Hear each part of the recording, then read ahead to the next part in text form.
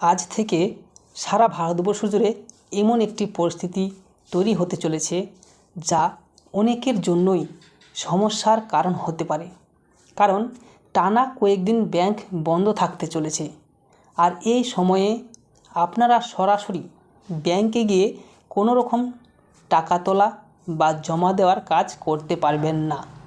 যদি আপনার SBI, PNB, ICICI, HDFC বা অন্য যে কোনো ব্যাংকে অ্যাকাউন্ট থাকে, তাহলে এই আপডেটটা আপনার জন্য খুবই একটি গুরুত্বপূর্ণ।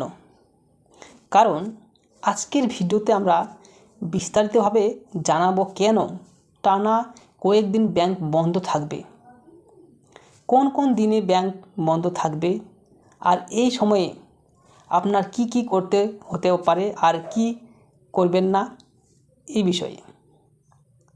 প্রথমেই একটা বিষয় পরিষ্কার করে নেওয়া দরকার, ব্যাংক বন্ধ মানে সব পরিষেবা বন্ধ হয়ে যাবে এমনটা কিন্তু নয়। তবে হ্যাঁ, আপনি যদি সরকারি ব্যাংক ব্রাঞ্চে গিয়ে কোনো কাজ করতে চান, যেমন টাকা তোলা, জমা দেওয়া বা কোনো ডকুমেন্টের কাজ, তাহলে সেটা করতে পারবেন না। তাই যাদের জরুরি ব্যাংকের কাজ আছে তাদের আগেই সতর্ক হওয়া দরকার।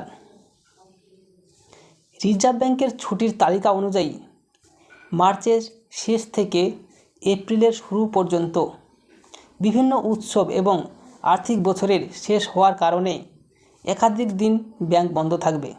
যেমন মহাবীর জয়ন্তী, গুড ফ্রাইডে, আর্থিক বছরের শেষের হিসাব নিকাশ বা অ্যানুয়াল ক্লোজিং, এই সব কারণ মিলিয়েই টানা কয়েকদিন ব্যাংকের ব্রাঞ্চ পরিষেবা বন্ধ থাকতে চলেছে। এর সঙ্গে আপনার সাপ্তাহিক কিছু ছুটিও যোগ রয়েছে, ফলে অনেক জায়গায় প্রায় 6 দিন পর্যন্ত সরাসরি কাজ ব্যাংকের বন্ধ থাকবে বা ব্যাংকের কাজ করা যাবে না। এখন অনেকেরই মনে একটা প্রশ্ন জাগতে পারে, এই সময়ে কি ATM থেকেও টাকা তোলা যাবে না? আসলে ATM পরিষেবা পুরোপুরি বন্ধ থাকবে না, আপনারা টাকা তুলতে পারবেন, কিন্তু সমস্যা অন্য জায়গায়। যখন টানা কয়েকদিন ব্যাংক বন্ধ থাকে তখন অনেকেই একসাথে ATM থেকে টাকা তুলতে শুরু করেন। এর ফলে কি হয়, অনেক সময় ATM-এ টাকার ঘাটতি দেখা যায়। তাই এমন পরিস্থিতিতে ATM থেকেও টাকা না পাওয়ার সম্ভাবনা থেকেই যায়। আরেকটা গুরুত্বপূর্ণ বিষয় সেটি হলো অনলাইন লেনদেন। অনেকেই ভাবেন ব্যাংক বন্ধ মানে UPI, ফোনপে, গুগল পে, মানে এইসব যেগুলো আছে এই সবগুলো বন্ধ হয়ে যাবে, কিন্তু না, এই পরিষেবাগুলো চালু থাকবে, শুধুমাত্র ব্যাংক বন্ধ থাকবে। আপনি আগের মতোই অনলাইনে টাকা পাঠাতে বা গ্রহণ করতে পারবেন, সমস্ত কাজ অনলাইনে চলবে। তবে ডিজিটাল লেনদেন করার সময় সবসময় সতর্ক থাকতে হবে, কারণ এই সময়ে জালিয়াতির ঘটনা বাড়তে পারে বলে সতর্কতা দেওয়া হয়েছে ব্যাংকের তরফ থেকে। সব মিলিয়ে যদি বলা যায়, ব্যাংক বন্ধ থাকলেও পুরো সিস্টেমের কাজ বন্ধ হয়ে যাচ্ছে না, কিন্তু কিছু গুরুত্বপূর্ণ কাজ আপনি করতে পারবেন না।